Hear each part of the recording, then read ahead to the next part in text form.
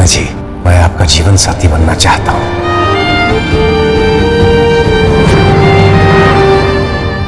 क्या आप मुझसे शादी करेंगी?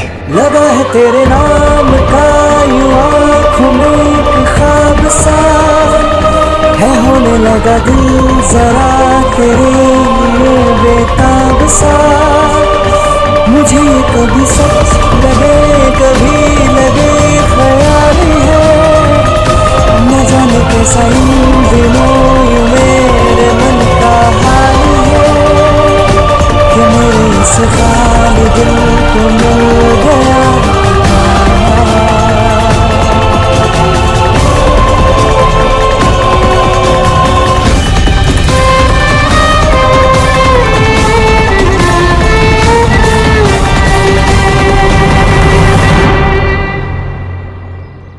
ये बीच सड़क में क्या तमाशा हो रहा है?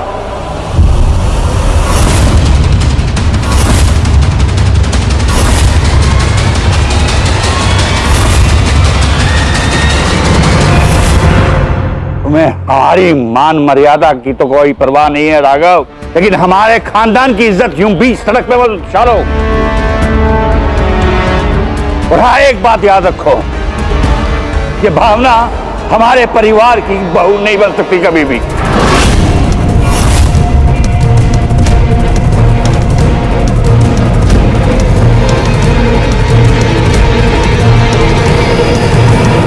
हमने क्या कर दिया राघव जी? जज्बातों में बहकर हम ये भूल गए कि शादी सिर्फ दो लोगों के बीच में नहीं होती है, दो परिवारों का मिलन भी होती है। और काका जी इस शादी से बिल्कुल भी खुश नहीं है। उनके आशीर्वाद के बिना हम कभी खुश नहीं रह पाएंगे। आपको उनसे बात करनी चाहिए। भावना जी, वो मेरा तो घर में जाना बैन है। मैं समझाऊं भी तो कैसे समझाऊं? तुम लोग बिल्कुल भी चिंता मत करो, मैं उससे बात कर लूंगा। हाँ। क्या राघव भैया ने भावना जी को प्रपोज कर दिया और वो मान भी गई? राघव पे तो मुझे भरोसा नहीं था, लेकिन थोड़ा भरोसा भावना पे था कि शायद वो मेरे बेटे को समझाएगी और उसे घर वापस भेज देगी। लेकिन नहीं, भाई जवान लड़का है, अच्छे पैसे वाले घर का है, उसका दिल भी फिसल गया। हाँ, लेकिन पापा जगजीवन अंकल इस रिश्ते के लिए मान कैसे गए? अब क्या फर्क पड़ता है कि वो कैसे मान गए? आप तो ये सोचिए कि समाज में हमारी क्या इज्जत रह जाएगी। भावना जैसे सर्वगुण संपन्न लड़की अगर हमारे घर आएगी तो समाज में हमारी इज्जत और बढ़ेगी। What nonsense! क्या बोल रही हो तुम? सच ही तो बोल रही हूँ। ये सच मुझे बहुत पहले बोलना चाहिए था। आपने वो सब कुछ तो नहीं देखा ना जो मैंने देखा है। आपने अपने बेटे को प्यार में तड़पते हुए देखा है, चुप चुप कर सारा दर्द सहते हुए देखा है। हाँ, शुरू शुरू में तो मैं भी इस रिश्ते के खिलाफ थी, लेकिन मैंने जब भावना को परखा तब मुझे इस बात का एहसास हुआ कि भावना से बेहतर लड़की हमारे राघव के लिए हो ही नहीं सकती। सविता, भाभी जी बिल्कुल ठीक कह रही हैं।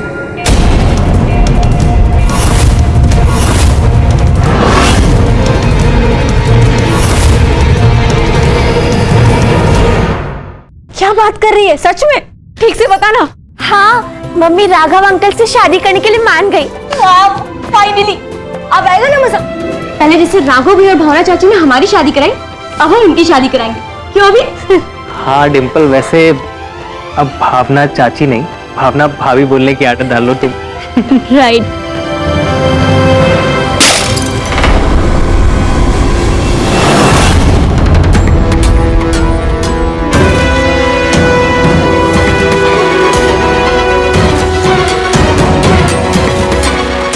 मम्मी ये सब क्या? बेशर्मी की सारी हदें पार कर देगी ये भावना। पहले अपने जेठों को जेल भिजवा दिया ताकि रास्ता साफ हो जाए, और अब चली है अपने लिए नई दुनिया बसाने। तुम भूल गई हो तुम्हारा पति जेल में है, तुम भावना की शादी का उत्सव मनाने लगी। अरे थोड़ा तो शर्म करो। भानु भाई साहब और आरुषि के पापा अगर जेल में है ना, तो ना मेरी वजह से है और ना भावना की वजह से। वो अपनी करतूतों की वजह से ही जेल में है। और देखिए ना, उनके जाते ही जैसे घर में खुशियां वापस लौट आई हैं। देखिए भाभी, आपको ये रिश्ता मंजूर हो ना हो, हमारा तो सारा परिवार और हम सब तो बहुत खुश हैं। खुश हो? किस बात की खुशी है भाई?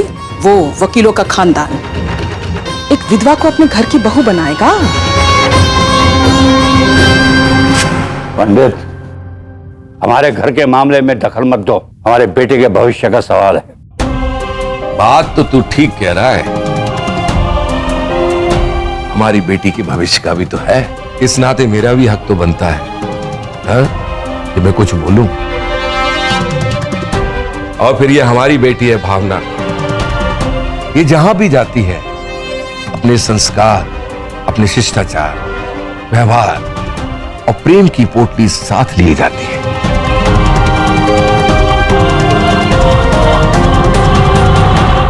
ये जहां भी जाएगी उस घर को स्वर्ग बना देगी। मैं कम पढ़ा लिखा जरूर हूं, लेकिन समझता सब कुछ हूं। और तू वकील है, लेकिन तू समझता नहीं है, समय के साथ बदलता नहीं है, वही अपने पुराने ढर्रे पे चला आ रहा है, लकीर का फकीर। अरे बदल समय के साथ। मैंने फैसला कर लिया है। अगर आपका फैसला अटल है तो मेरा भी फैसला अटल है पापा जी। भावना जी ही मेरी जीवन साथी बनेगी।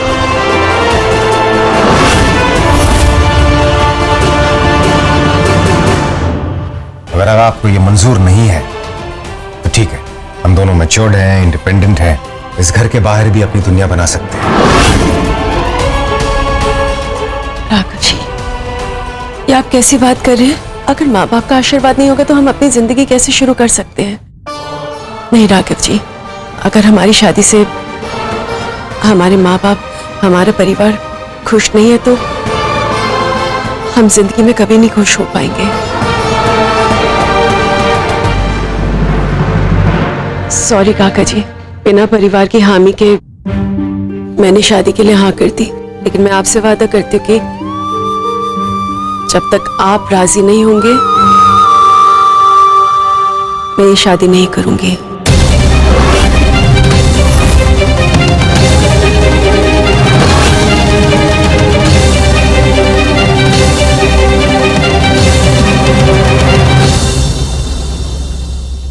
लेकिन बस एक सवाल का जवाब चाहती हूँ आपसे, क्या आप देंगे? आप पूछो, क्या सवाल है? काका जी, जब किसी का एक्सीडेंट होता है तो गलती किसकी होती है? जिम्मेदार वही होता है जो गाड़ी चला रहा है या जो उससे टकराता है। क्या उनके परिवार की कोई गलती होती है? उसका परिवार कैसे जिम्मेदार हो सकता है? काका जी, जब मेरे पति का एक्सीडेंट हुआ, वो मुझे छोड़कर चले गए, तो इसमें मेरी क्या गलती है?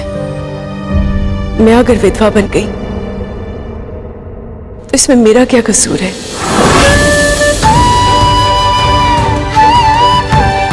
तो काका जी, जिस समाज को देखकर हम अपने सारे फैसले लेते हैं, वो समाज तो औरत और आदमी दोनों से बना है ना, तो फिर दोनों के नियम भी तो एक जैसे ही होने चाहिए। लेकिन हमारे समाज में ऐसा क्यों नहीं है? जब एक आदमी अपनी पत्नी को खो देता है या उसका तलाक हो जाता है तो उसे कहा जाता है कि जिंदगी में आगे बढ़ो, अपनी जिंदगी की नई शुरुआत करो। लेकिन जब एक औरत अपना पति खो देती है, विधवा बन जाती है, तो उससे उम्मीद की जाती है कि उसकी जिंदगी में जो बचे हुए रंग हैं वो भी छीन लिए जाए। क्या औरत को जीने का कोई हक नहीं है? पापा जी, मैं भी एक डिवोर्सी हूं। मेरी पत्नी मुझे छोड़कर चली गई और जब से मैं यहाँ आया हूं, आपने मेरे लिए रिश्तों की लाइन लगा दी, ये कह के कि जीवन में आगे बढ़ना चाहिए। और अब जब मैं आगे बढ़ना चाहता हूं आप मुझे सिर्फ इसलिए रोक रहे हैं क्योंकि भावना जी एक विधवा है?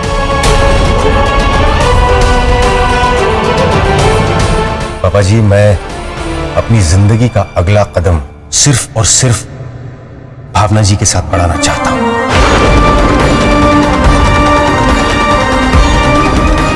और अब जब भावना जी को यह रिश्ता मंजूर है तो आप आशीर्वाद देने से पीछे क्यों हट रहे हैं? आप अपने बच्चे की खुशी चाहते हैं ना, तो मेरी खुशी भावना जी में ही है।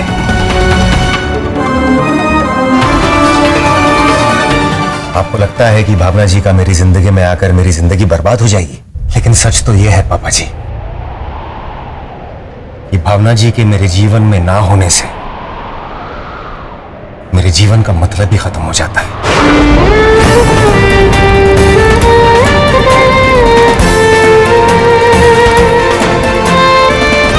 प्लीज पापा जी, इस रिश्ते के लिए मान जाइए।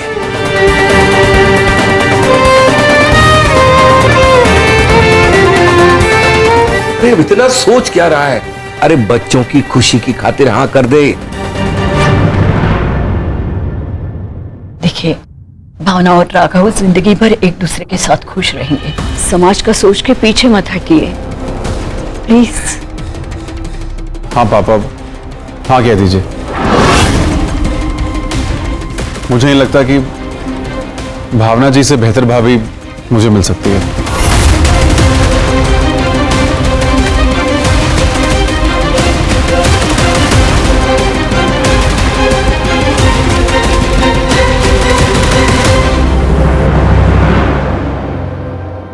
मां के पहुंच लो, बहुत तुम भी चलो।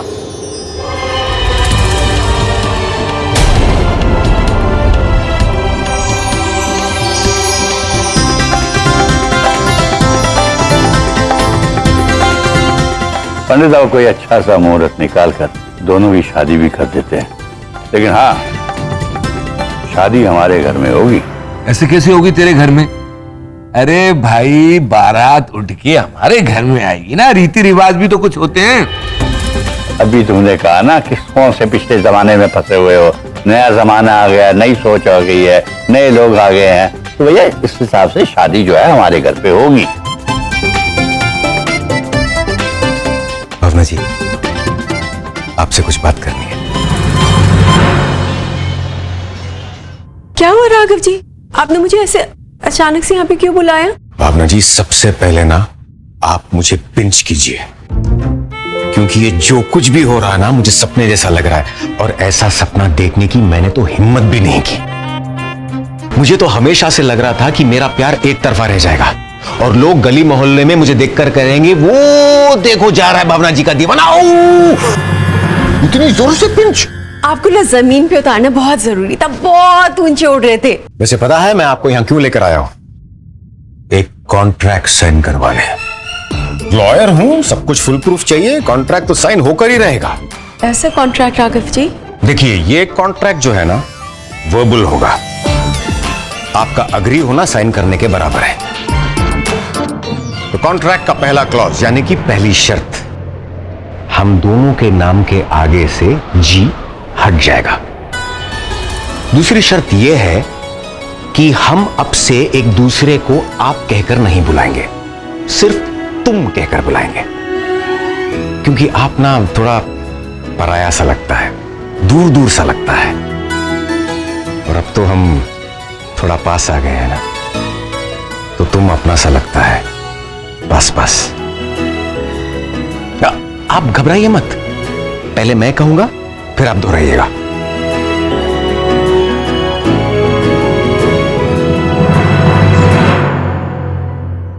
भावना, आई लव यू। मैं तुमसे बहुत प्यार करता हूं।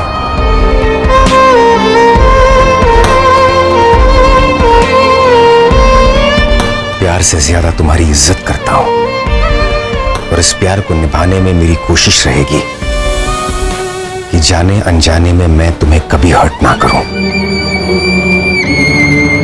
अब तुम्हारी बारी।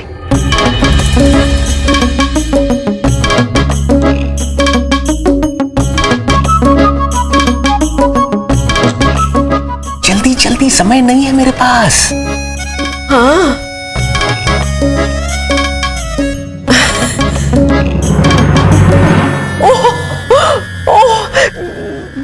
बुलबुल ने ना बहुत देर पहले मुझे बुलाया हुआ था। मुझे जाने, मैं आके बात करती हूँ। आ रही हूँ, मैं अभी आ रही हूँ। बड़ी स्मार्ट है मेरी होने वाली वाइफ, लेकिन मैं भी कम थोड़ी हूं, बच के जाने नहीं दूंगा। आई लव यू तो बुलवा कर ही रहूंगा भावना जी आपसे। उप्स, तुमसे भावना, होने वाली वाइफ। हाय हाय, सुनने में कितना अच्छा लगता है। हे किशन कन्हैया, पार लगा दी मेरी प्रेम की नैया। Thank you.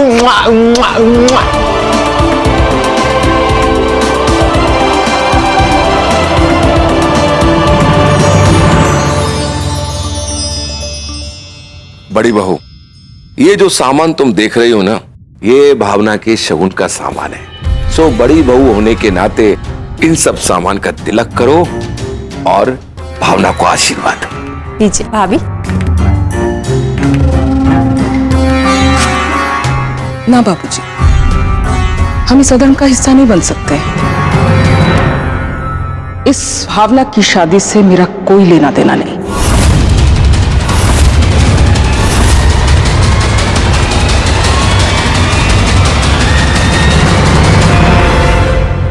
तिलक करने के लिए बड़ी बहू की याद आई।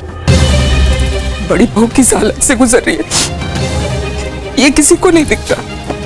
सब लगे हुए हैं गुड़िया रानी के आओ भगत में, लगे हुए लगे रहो, मुझे कोई लेना देना नहीं।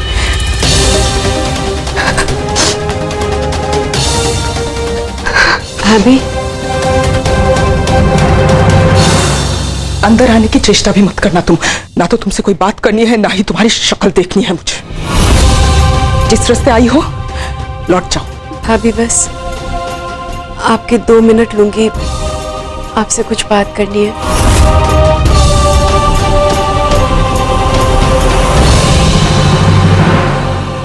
भाभी वैसे भी मैं कुछ दिनों में हमेशा के लिए यहाँ से चली जाऊंगी। आप 2 मिनट नहीं दे सकती है मुझे, प्लीज भाभी। बको, आपको याद है जब मैं शादी करके इस घर में आई थी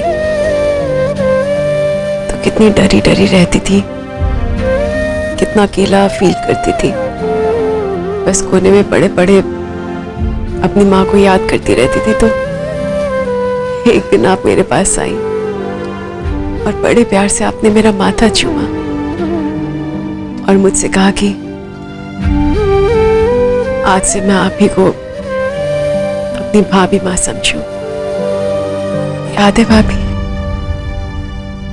मैं जानती हूँ उसके बाद तो हम दोनों ही घर की जिम्मेदारियों में इतने व्यस्त हो गए कि भाभी माँ का रिश्ता भूलकर बस देवरानी जेठानी बनकर रह गए।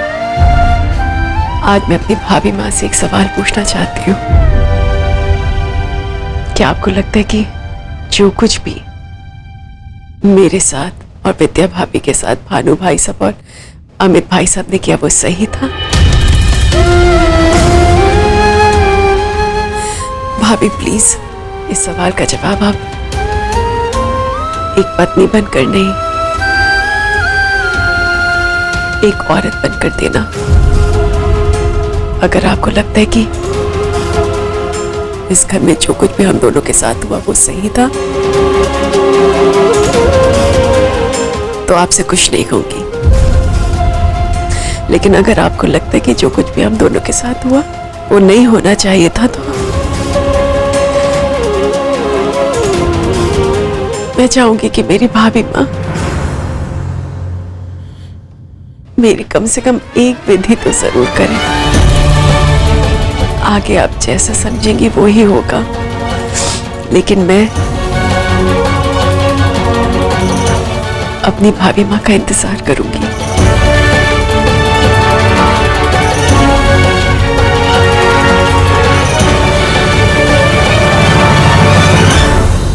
पिछली बार तो तुम्हें मार मार के सिर्फ अस्पताल पहुंचाया था, इस बार सीधा शमशान पहुंचाऊंगा। हमें माफ कीजिए, हमें पैसों की जरूरत थी, इसलिए भानु जी ने जैसा जैसा कहा मैंने वैसा वैसा किया। बाबूजी, मैं भी तो भावना से बड़ी हूँ, तो तिलक मैं कर सकती हूँ ना? हाँ हाँ बहू, क्यों नहीं, तुम भी कर सकती हो।